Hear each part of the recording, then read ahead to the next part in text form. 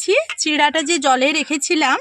এখন আমি এক বাটি চিড়ে নিয়ে নিয়েছি, চিড়ের মধ্যে জলটা দিয়ে দেব। তো এখন ছোলার ডালটা আমার বাটা হয়ে গেছে, আমি এখানে এরকম একটা পাত্রে তুলে নিচ্ছি। সেই জল থেকে খুব ভালোভাবে ধুয়ে পরিষ্কার করে তুলে নিচ্ছি।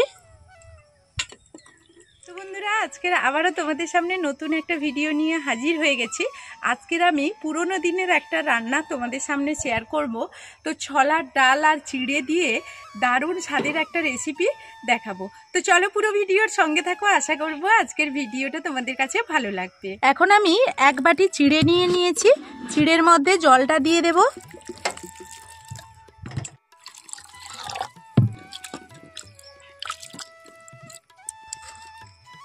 আমি ছোলার ডালটা ভিজিয়ে রেখেছিলাম, সেটা আমি এখানে নিয়ে নেব। এখন আমি শিলনোড়াইতে খুব ভালোভাবে বেটে নেব এটাকে।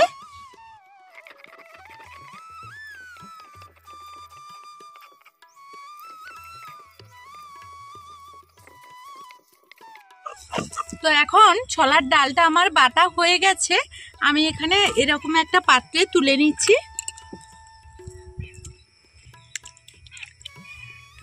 এখন আমি এখানে নিয়ে নিচ্ছি চিড়াটা যে জলে রেখেছিলাম, সেই জল থেকে খুব ভালোভাবে ধুয়ে পরিষ্কার করে তুলে নিচ্ছি। এখানে দিয়ে দিচ্ছি হলুদ, দিয়ে দিচ্ছি লঙ্কা, স্বাদ মতো লবণ আর একটু পরিমাণ চিনি। এই সবগুলো উপকরণ খুব ভালোভাবে মিশিয়ে নেব।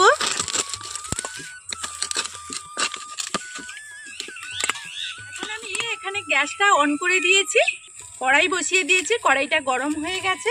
কড়াইয়ের মধ্যে দিয়ে দিচ্ছি সর্ষের তেল। তো এখন আমি এখানে কয়েকটা কাঁচা লঙ্কা এরকম কেটে দিয়ে দিয়েছি, তোমরা চাইলে কিন্তু শিলনোড়াইতে একটু বেটেও দিতে পারো। খুব ভালো করে আমি সবগুলো উপকরণ মিশিয়ে নিয়েছি। এখন তেলটা খুব ভালোভাবে গরম হয়ে গেছে, তেলের মধ্যে এইরকম সাইজ করে ফেলে দেব।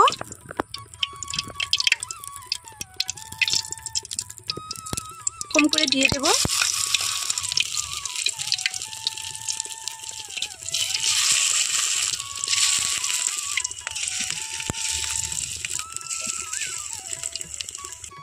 তো এইভাবে একটা একটা করে সবগুলো ভেজে নেব।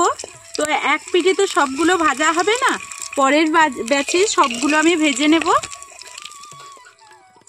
তো এখন আমার সবগুলো এই চিড়ে আর ছোলার ডালের বড়া কিন্তু ভাজা হয়ে গেছে। দেখো, একটা ব্যাচে নয়, আমি বারবার কয়েকটা ব্যাচে সবগুলো ভেজে নিয়েছি। কড়াইতে আবারও দিয়ে দিচ্ছি সর্ষের তেল। এখন আমি এখানে দিয়ে দিচ্ছি জিরে, 1 চামচ জিরে দিয়ে দিলাম। আর এখানে দেখো আমি কেটেছি টমেটো, ক্যাপসিকাম আর এখানে জিরে বেটে নিয়েছি। আর কিছুটা নারকেল দুধ এখানে বের করে নিয়েছি। তো বন্ধুরা, আজকে কিন্তু নিরামিষভাবেই এই রেসিপিটা করছি, তোমরা চাইলে কিন্তু আমিষভাবেই করতে পারো, আমিষ যদি পছন্দ করো। আর এটা আমিষ নিরামিষ দুটোতেই ভালো লাগবে।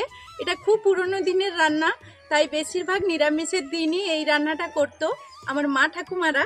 তো আমি এখানে 1 চামচ মতো আদার গুঁড়ো দিয়ে দিচ্ছি, তোমরা চাইলে গ্রেট করে দিতে পারো। এখন টমেটো আর ক্যাপসিকাম দিয়ে দিচ্ছি। ক্যাপসিকামটা চাইলে তোমাদের হাতের কাছে না থাকলে সেটা স্কিপ করতে পারো। এখন দিয়ে দিচ্ছি স্বাদ মতো লবণ। খুব ভালোভাবে ঢাকনা দিয়ে এটাকে সেদ্ধ করে নেব, কারণ ক্যাপসিকাম আর টমেটোটা একটু শক্ত আছে, তাড়াতাড়ি সেদ্ধ হয়ে যাবে, এর জন্য লবণও দিয়ে দিয়েছি। এখন আমি ঢাকনাটা খুলে নেব।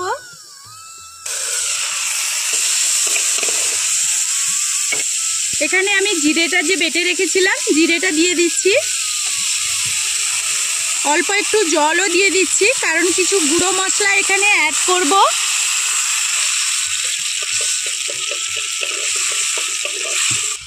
দিয়ে দিচ্ছি হলুদের গুঁড়ো,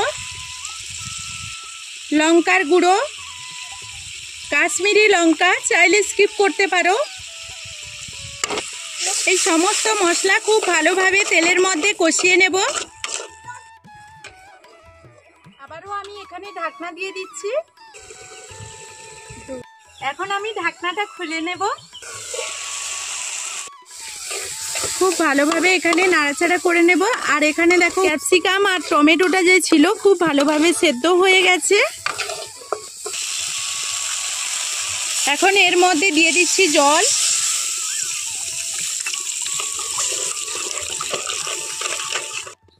এই সময় দিয়ে দেব নারকেলের যে দুধটা বের করে রেখেছিলাম সেটা দিয়ে দিচ্ছি।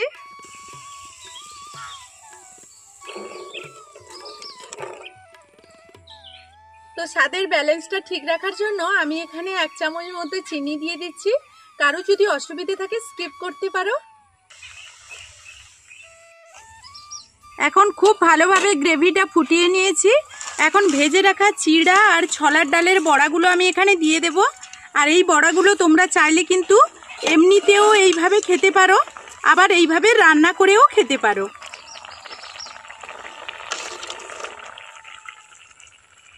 এখন আমি 1 মিনিট মতো ঢাকনা দিয়ে দিচ্ছি। এখন আমি 1 মিনিট মতো ফুটিয়ে নিয়েছি। এখন ঢাকনাটা খুলে নেব।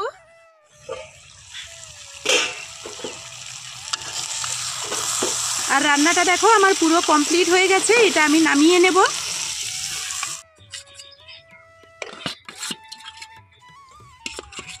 তো বন্ধুরা, আজকের আমার এই রেসিপিটা যদি তোমাদের কোনো অংশে ভালো লেগে থাকে তাহলে সুন্দর একটা কমেন্টের অপেক্ষায় রইব।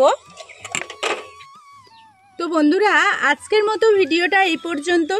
ফিরে আসবো নতুন কোনো ভিডিও নিয়ে। ততক্ষণ সবাই সবার পরিবারকে নিয়ে ভালো থাকবে, সুস্থ থাকবে।